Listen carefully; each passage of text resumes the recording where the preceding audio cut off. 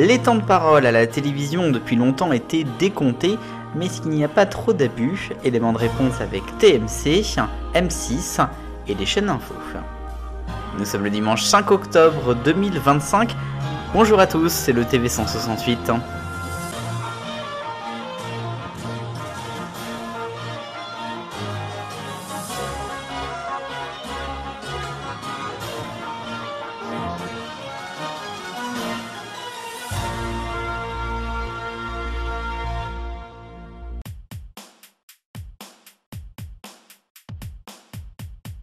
Les rattrapages des temps de parole de personnalités politiques ne datent pas d'hier, C8 l'a fait pendant des années par exemple avant sa fin. Le week-end dernier c'était la fin du trimestre justement de ce décompte. CNews par exemple a diffusé un discours de Jean-Luc Mélenchon entre 5 et 6 heures, les autres chaînes info en général le font aussi.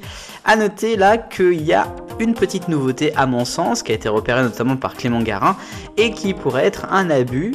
Là aussi à mon sens, puisque TMC a proposé dans Quotidien l'Hebdo, qui est diffusé le samedi midi, à la base c'est un best-of des meilleures séquences de l'émission de la semaine, et bien là on a eu des interviews s'il vous plaît, de France Inter. Oui, France Inter qui n'est pas du tout dans le groupe TF1, parce que jusqu'ici on avait des interviews ou des meetings, en tout cas des droits venant de la chaîne, au mieux du groupe. Là on a carrément des achats d'interviews d'autres stations, d'autres groupes, pour donc un rattrapage de temps, uniquement pour cette version là, quasiment quoi. Donc c'est assez quand même étonnant, voire abusé, donc on verra si ça évoluera ou pas prochainement. A noter qu'M6 également a décidé de laisser son M6 Kid, de toute façon ils n'ont plus rien à faire de M6 Kid depuis déjà de nombreux temps, avec la matinale politique, tiens, une matinale sur M6, oui. Donc le week-end dernier aussi, avec là aussi des interviews de RTL, pour donc toujours ce temps de parole politique.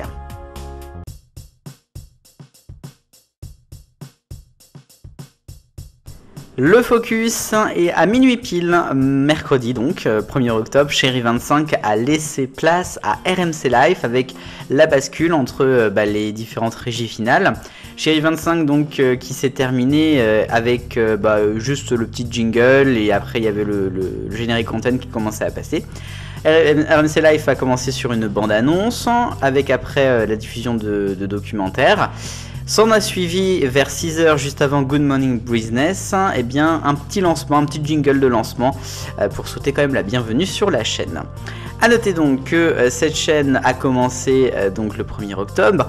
La première vraie émission, elle, arrivera le 15 avec Ça se discute, qui sera proposée par Estelle Denis en prime time. A noter donc que les jingle pubs ne sont pas vraiment inédits en soi. C'est pas trop mal, on va dire que c'est moyen, enfin bon, en tout cas c'est mon avis. On aura aussi peut-être des nouveaux logos, comme on le voyait sur l'image de la conférence de presse pour RMC Story, RMC Découverte. À suivre, j'ai envie de dire, on n'a pas de date pour l'instant.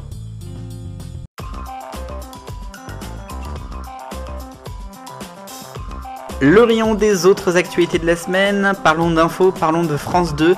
C'est toujours des jokers à gogo, ça change tous les ans, si ce n'est tous les 6 mois, et ce depuis une bonne dizaine d'années.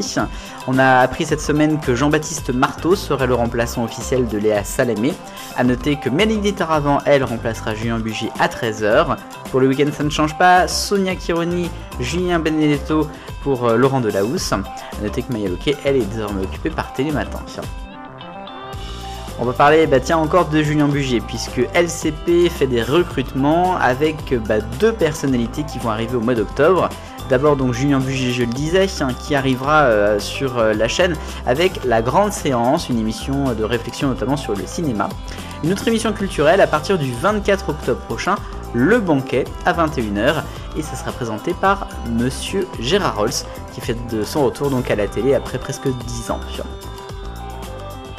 France Télévisions, on y retourne maintenant avec les fameux logos, les bug antennes qui étaient jusqu'au mois de juin diffusés en haut de l'écran, en haut à droite depuis des décennies. Ce petit logo a disparu pour laisser place à France.tv. Delphine Ernotte s'en réjouit encore puisque elle trouve que ça a été un bon bilan de faire ça et tout simplement qu'il y a eu moins de réclamations que quand on déprogramme Un si grand soleil. Je cite, 180 réclamations pour les logos, 800 pour la série. Oui.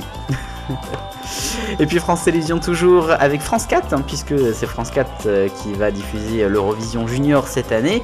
Un Eurovision Junior qui aura lieu en Géorgie, ce sera le 13 décembre prochain à 17h je crois. Et on a appris cette semaine que c'est Lou Deleuze qui va chanter pour la France avec la chanson Ce Monde. Elle a été révélée dans l'émission de M6 pour une fois, pas The Voice. La France a un incroyable talent. Bravo.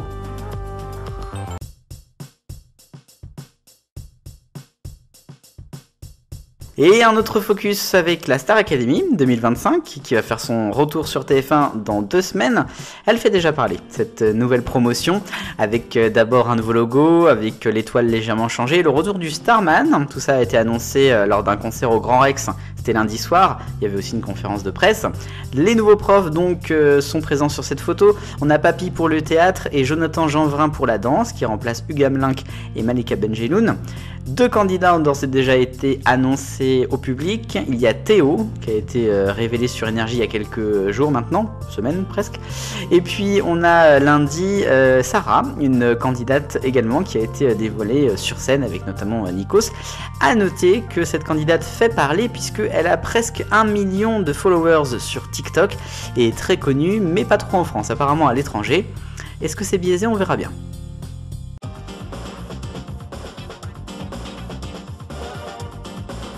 Les questions, et d'abord il y a 168 heures, je vous demandais si vous achetiez encore des magazines télé, de la presse donc. Eh bien oui, 61% d'entre vous le font, moi inclus, 39% non. Nouvelle question, j'en parlais dans le rayon, les jokers de l'info de France 2. Est-ce que France 2 justement devrait avoir des jokers de l'info plus stables ?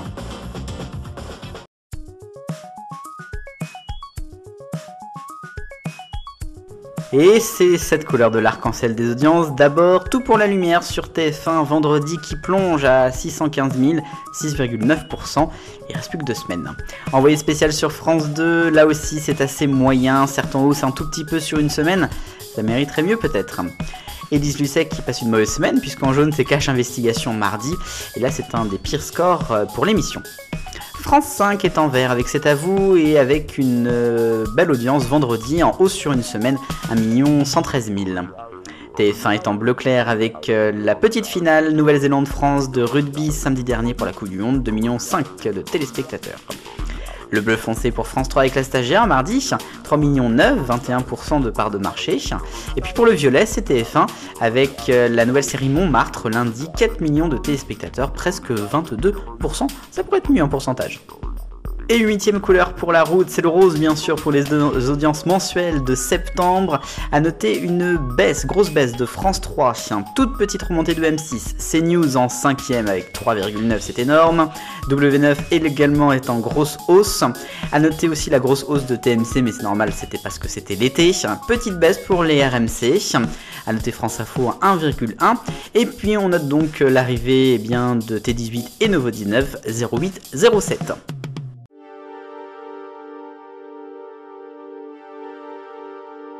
Et enfin, ce dimanche, c'est un événement pour toutes les personnes qui regardent Twitch. C'est le GP Explorer, bien sûr, avec Squeezie et bon nombre de streamers.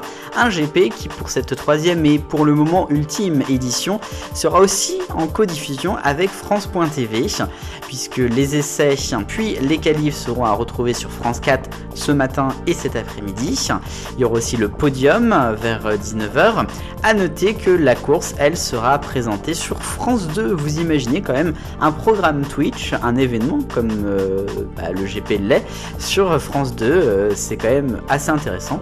Vous avez la team des commentateurs avec notamment Cécile Gray qui y sera. On verra niveau audience que ça fera. Ça peut marcher un petit peu si il y a des réunions familiales, je dirais, devant, mais ça peut aussi faire fuir beaucoup de personnes qui attendaient les enfants de la télé. Ainsi va la vie de la télévision en ce dimanche 5 octobre de l'année 2025. Merci d'avoir suivi le TV 168, j'espère qu'il vous a plu. Si c'est le cas, n'hésitez pas comme d'habitude à commenter la vidéo. En attendant, je vous souhaite de passer une bonne semaine et je vous dis à samedi prochain. Vive le bonheur, on est tous des millions de copains.